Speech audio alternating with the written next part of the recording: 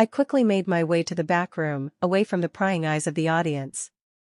My hands were trembling as I gripped the doorframe, trying to steady my breathing. I couldn't let this moment define me. I couldn't let them see how deeply this cut. I had worked so hard to get here, to build this company from nothing.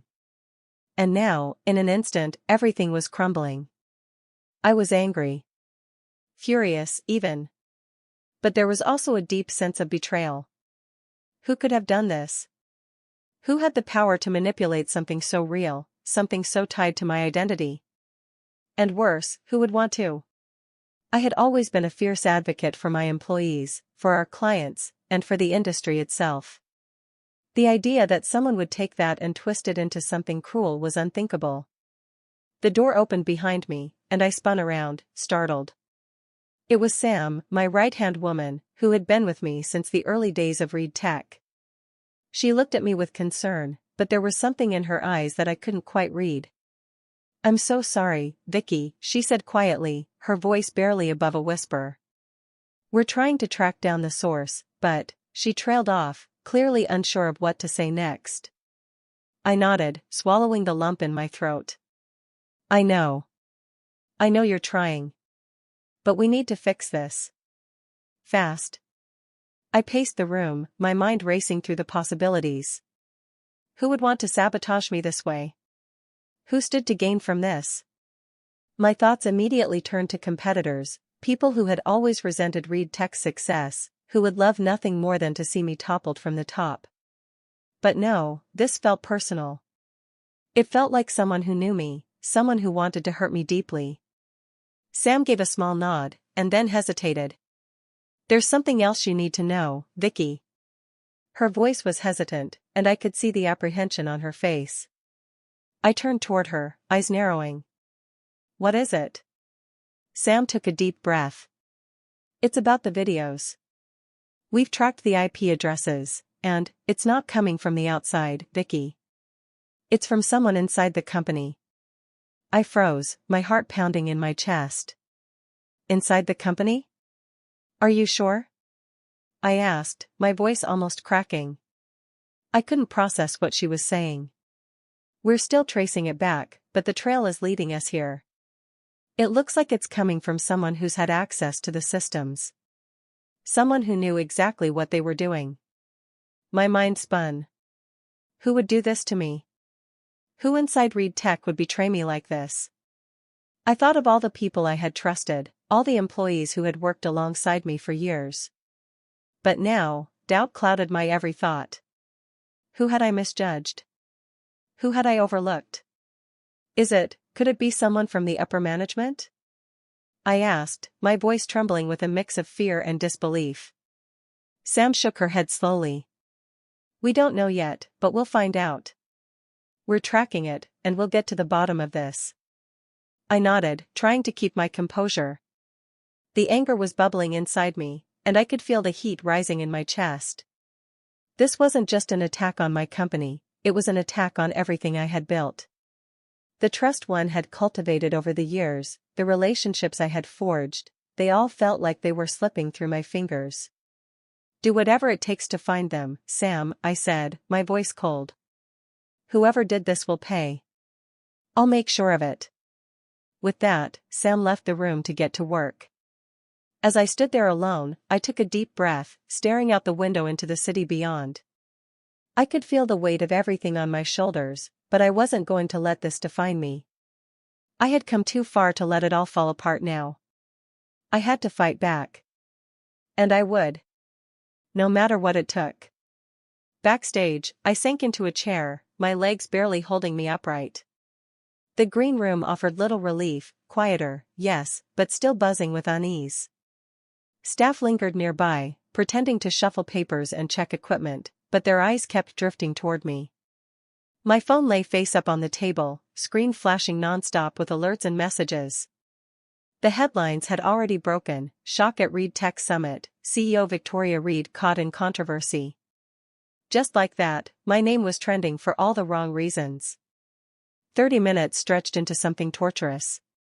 Voices drifted in from the main hall, muffled but sharp enough to make out key words: video, fake, career ending. Each one hit like a punch to the gut. I sat frozen, forced to absorb the sound of my own name becoming ammunition in a public takedown. Megan burst into the room, her expression pale and tight with panic. "Victoria," she said, carefully, "the press is waiting outside. They're demanding a statement." "It's bad." Her voice cracked on the last word. That was when I saw it, real fear, not just for the company or the optics, but for me. I looked at her, but the words wouldn't come.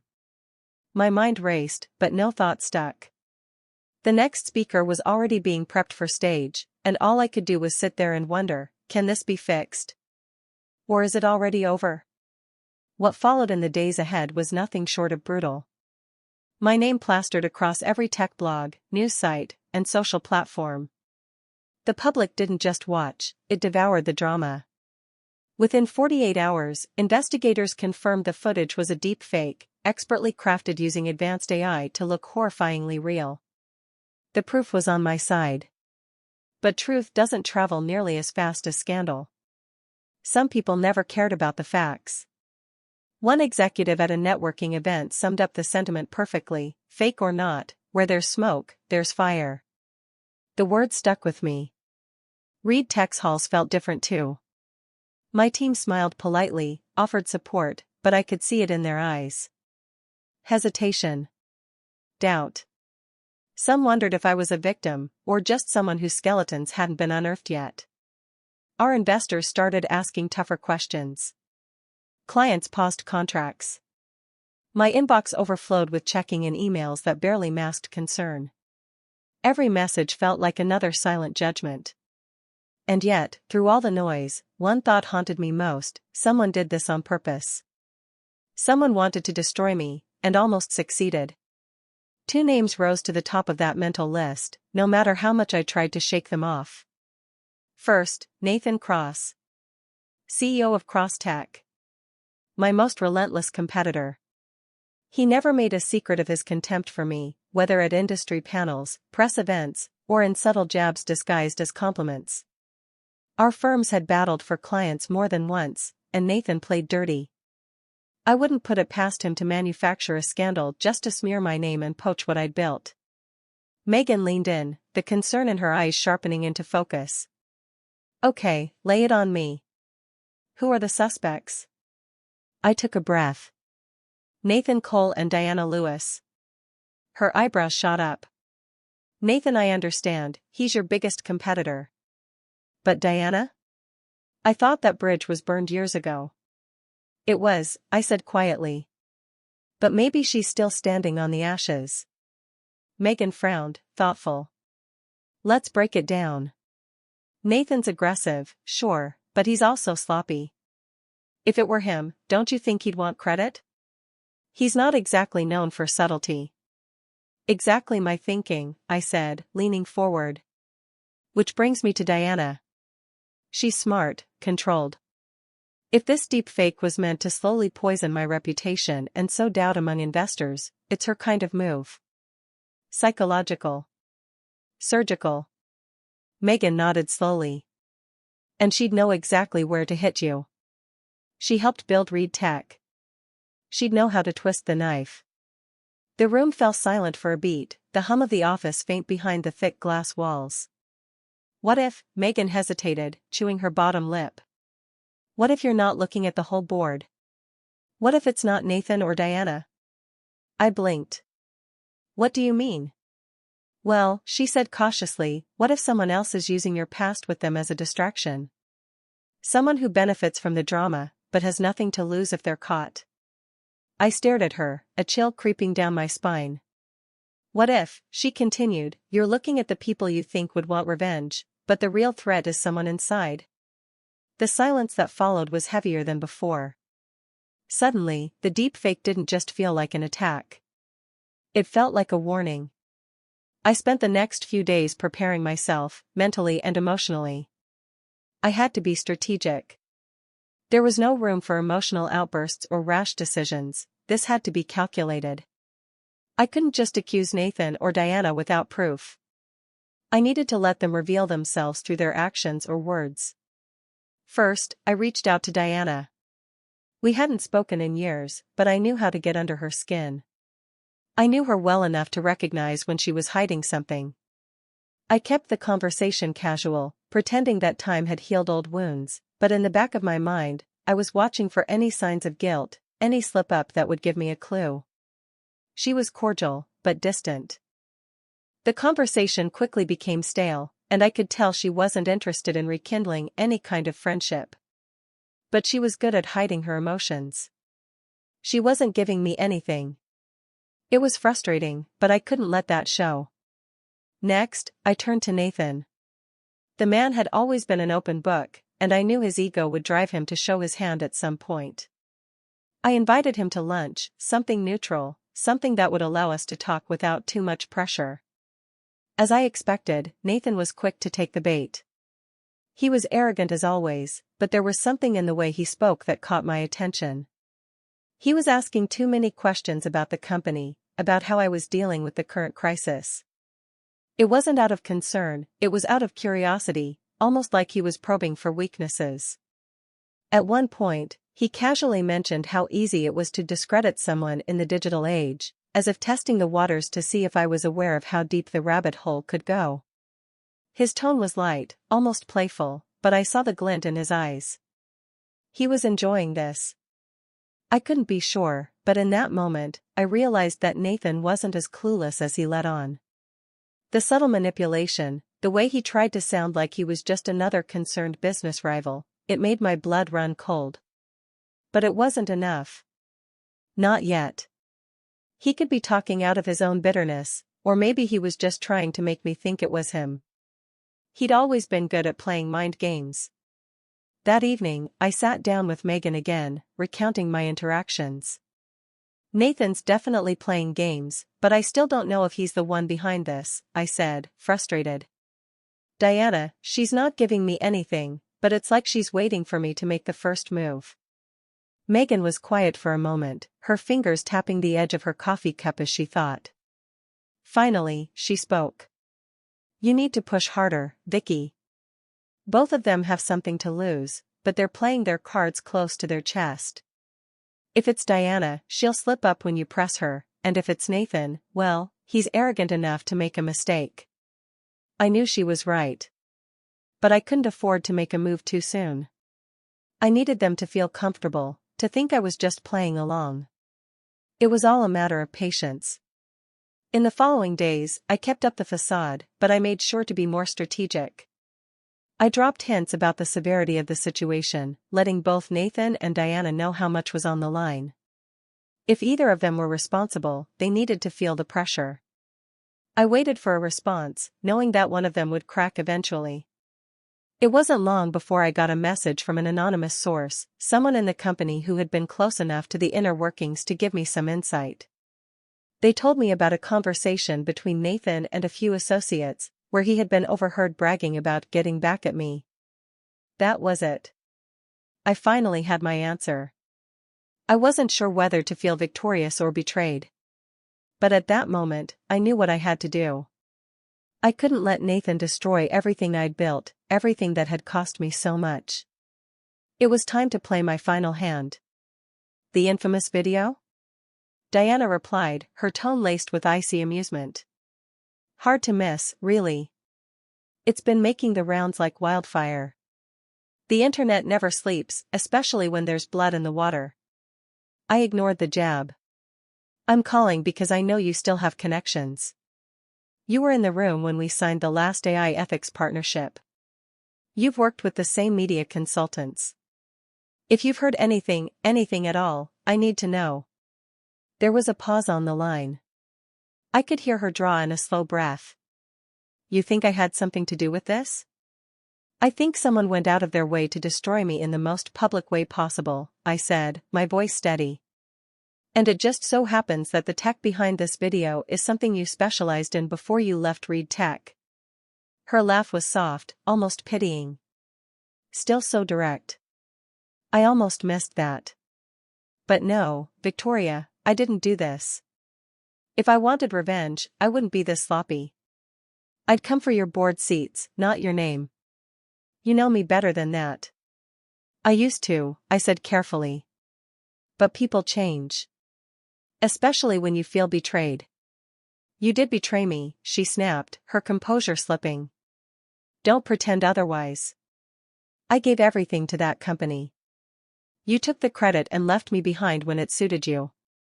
And I've regretted it, I admitted quietly. But this is beyond revenge. This is malicious. This is criminal. There was silence. Then Diana sighed. Look, I didn't do this. But you're right, this isn't just a PR nightmare. It's coordinated, and it's dangerous. Whoever's behind it has serious resources and a personal vendetta. If you're smart, you'll stop calling people looking for confessions and start looking for a pattern. Do you know something I don't? I asked, sensing something shift in her tone. I know the company that produced the original deepfake model, she said slowly. And I know who funded the early R&D. I'll send you a name, but after that, we're even. The line went dead. I stared at my phone, her last words ringing in my ears. We're even. Whatever she was about to send, it was going to change everything. I stared at Megan, her words hitting me with unsettling familiarity, almost identical to Diana's. Someone closer. The phrase wrapped itself around my thoughts like a vice. I leaned back in my chair, eyes narrowing as I studied her expression. You think it's someone on the inside? I asked slowly. Megan didn't flinch. All I'm saying is you've always been more focused on external threats. You underestimate what ambition looks like when it's close. Someone who knows your schedule, your routines, your weaknesses. That sounds awfully specific, I replied, watching her closely. Her lips curved into the slightest smirk. I handle your calendar. I'd know. It was meant to be light-hearted, but I didn't laugh. My trust was already fractured, and every word she said felt laced with more weight than it should have carried. Megan noticed the shift in my expression and raised her hands in mock surrender. Relax, she said. I'm not accusing anyone. But let's be honest, whoever made that deepfake had access to very specific data. They knew what platforms would amplify it, when you were most vulnerable, and exactly which investors to hit with it first. That's not just a vendetta. That's a blueprint. She was right. The attack had been too precise to come from someone on the outside looking in. It wasn't just about ruining my name, it was about dismantling my foundation, brick by brick. Start thinking about who's close enough to do that, she added. And who would benefit most if you fell. As she stood to leave, she paused at the door and glanced back. Oh, and don't look at the usual suspects. Look at the ones who smile the widest. The door clicked shut behind her, and I sat there in silence, my mind racing. It was no longer about enemies I'd made years ago. It was about the traitor sitting right under my nose. I leaned back in my chair, letting Megan's words sink in. You're right, I said slowly. This wasn't just about the company. It was about me, about taking me down in front of everyone. I felt a cold shiver run down my spine. But why? Who would go this far? Who would know me this well? Megan's gaze sharpened as she took a deep breath. Could it be someone from your past? Someone you burned along the way, she asked, her voice low. You've made some hard choices to get to where you are, Victoria. Not everyone is going to be happy with your success. I paused, staring at the wall as memories flashed through my mind. I had made enemies, people I'd had to walk over or leave behind to build Reed Tech. Diana, of course, was the first name that came to mind. But it was too clean, too easy to blame her. She would have wanted to hurt me personally, not attack my company in this way. The video wasn't just an attack on my leadership, it was an assault on my very identity. I don't think it's Diana, I said, my voice quiet but firm. This is deeper than that. Whoever did this wants to destroy everything I've worked for, everything I've become. Megan nodded, her eyes narrowing in thought. Then let's think bigger. Someone with access, someone with a reason to hate what you built. It's more than just business. It's personal. I sat up straighter, the realization dawning on me.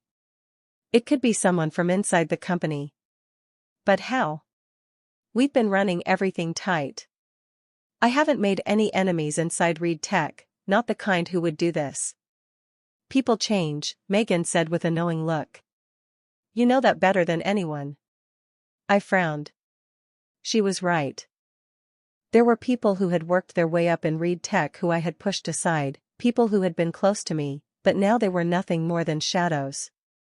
People like Lucas, who had worked his way to the top only to leave after I refused to promote him. Or Rachel, who I'd had to let go when I made some tough cuts in the company. The possibilities were endless. I need to speak with HR, I said abruptly. I need to know who's been accessing certain files, who's been close to the systems that could have been manipulated. Megan's eyes lit up. I'll pull the logs for you. We'll find out who's been accessing what. I leaned forward, the urgency of the situation gripping me. And if it's someone inside Reed Tech? We'll handle it, she said firmly. But first, we need to confirm what we're dealing with. As the hours stretched on into the night, I began to realize that the true danger wasn't just in the attack, it was in the betrayal. Someone inside Reed Tech had watched me rise to the top, maybe even admired me, and then decided to take it all down. Whoever it was had been waiting for this moment, and now, they had struck. But I wasn't going to let them win. I had built this empire from the ground up, and I wasn't about to let anyone tear it down, not without a fight. By the time the morning light started to filter through the blinds, Megan had pulled up the access logs, and I was already steeling myself for whatever came next. He gave a quick nod, his face unreadable but resolute. Understood. I've already limited access to the investigation files. Only me and one other tech on my team are looped in. We're locking this down tight. I stood, my mind already racing through possibilities. Someone from communications, someone I likely passed in the hallway, exchanged emails with, maybe even smiled at, had betrayed me. And if they were brazen enough to plant a deepfake at a global summit, what else were they capable of? As I left IT, the hum of the office around me felt different. Every casual glance, every polite nod suddenly felt like it carried weight. Paranoia crept in at the edges of my thoughts, but I shoved it back. I couldn't afford to spiral. Not yet. Not until I had a name. Back in my office, I closed the blinds and stared out over the skyline, fingers tapping an anxious rhythm on my desk. Someone had turned my life into a headline. Someone had made me the villain of my own story. But they'd slipped. They'd left a trail, and now Tom was on it. I picked up my phone and sent him a message, let me know the second you find something, no delays. Seconds later, the typing indicator appeared. Will do. The hunt had officially begun. I closed the door behind me, the click sounding louder than it should have in the silence of my office. My pulse pounded in my ears as I stared out the window, the city skyline blurring into nothing. Megan. I replayed every interaction over the past few weeks, her comforting words, the thoughtful advice, the moment she looked me in the eye and said, maybe it's someone closer. She knew. She wanted me to suspect others while pointing the flashlight just close enough to blind me from seeing her clearly. I sank into my chair, still trying to grasp the magnitude of it all. She hadn't just betrayed me. She'd orchestrated a public takedown with surgical precision. Who else could have known the timing of the presentation? The internal tech vulnerabilities? The ideal psychological pressure points? Only someone I trusted completely. Only someone who stood by my side every day. And now, I had a name. I had a face. I had proof. But I didn't have answers. Why? That question haunted me more than anything. Was it ambition? Resentment? Had someone gotten to her, Diana, Nathan, or was this her own twisted play for power? I stared at the security footage frozen on my monitor, Megan's body mid-step, head turned away, hand on the mouse. There was no doubt left. Just betrayal carved into pixels. I leaned forward and opened a secure line to Tom. We need to talk, I said. And I need you to lock Megan out of every system. Now. There was a pause, then a low, "Understood." I hung up, my hand trembling only slightly. This wasn't over, not by a long shot. But now, it was my turn to move. And this time, I wouldn't miss. I spent the morning organizing the details, preparing everything to ensure that Megan's betrayal would be exposed in the most effective way possible. The plan was simple but calculated. I would get her to make one final move, one slip up, that would confirm everything. I would give her just enough rope to hang herself without giving her any room to wriggle free. I called a meeting for the entire senior leadership team, including Megan. The agenda was vague, just a company update, and I made sure to include her on it. As we gathered in the conference room, I could feel the tension building. The air was thick with anticipation. The company had been on edge ever since the scandal broke, and everyone was waiting for answers. I had to take control of the narrative, and now was my chance.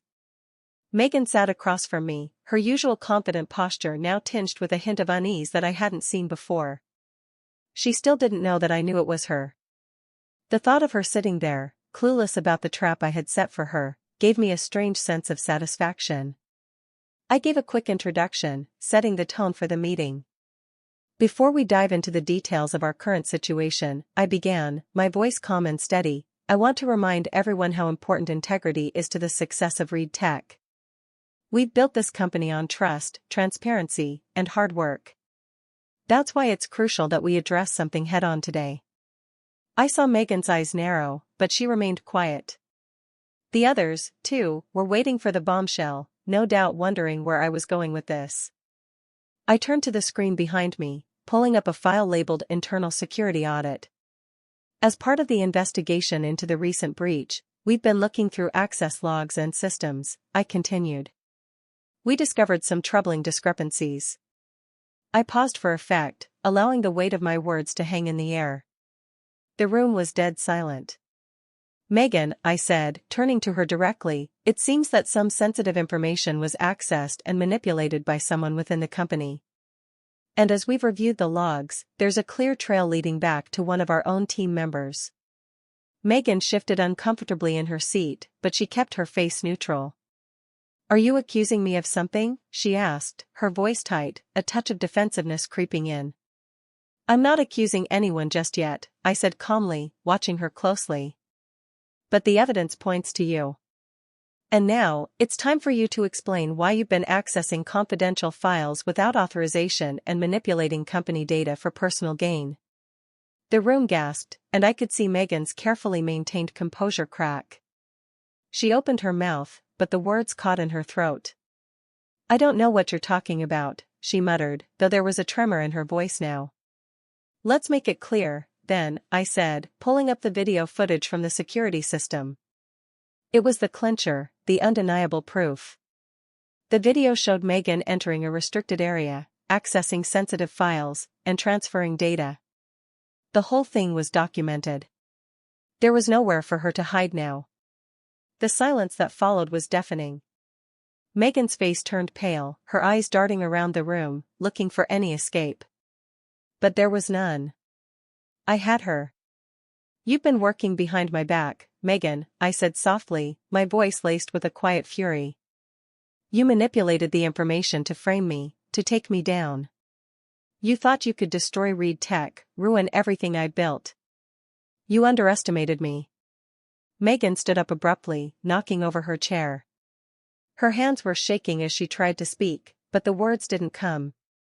The room was filled with the sound of her stammering, but no one listened. They didn't have to. The proof was all there. I didn't mean for it to go this far, she finally said, but her voice was weak. I just wanted.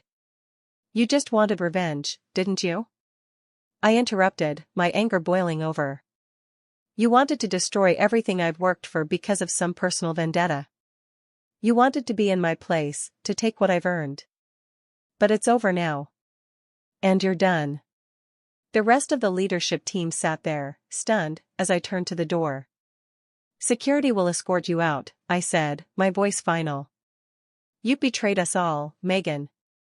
There's no coming back from that. As she was led out of the room, I could feel the weight lifting from my shoulders. It wasn't just about catching the traitor, it was about sending a message. No one, not even the people closest to me, could ever think they could undermine Reed Tech and get away with it. The room remained silent for a moment before one of the executives stood and cleared his throat. "Victoria, you did what had to be done. We've got your back." I nodded, my eyes scanning the room, feeling a mix of exhaustion and relief. "Thank you," I said, my voice steady. "Now, let's get back to work." The video, the humiliation, the betrayal, it was all part of the past now. And I had reclaimed control. "No, Megan," I said calmly, but with finality. "The only mistake was trusting you." The room was so quiet you could hear the hum of the projector. All eyes were still on her, some shocked, others furious, many confused. But no one stood to defend her. Not a single voice spoke up in her favor. Tom stepped forward again. "We've also discovered encrypted messages on a company device linked to an anonymous email account. The contents of those messages, combined with the access logs and security footage, complete the picture. This wasn't an accident or a misunderstanding. It was a calculated attack."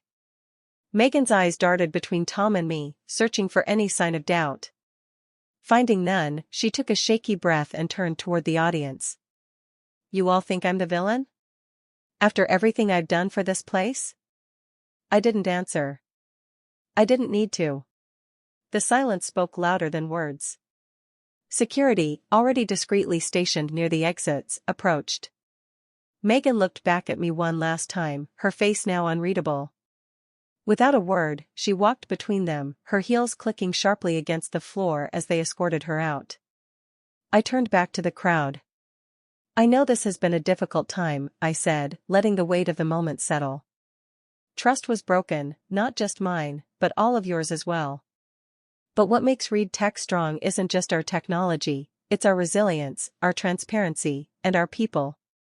And from this day forward, I promise to lead with all three." There was a long pause. Then someone began to clap. Then another. And another.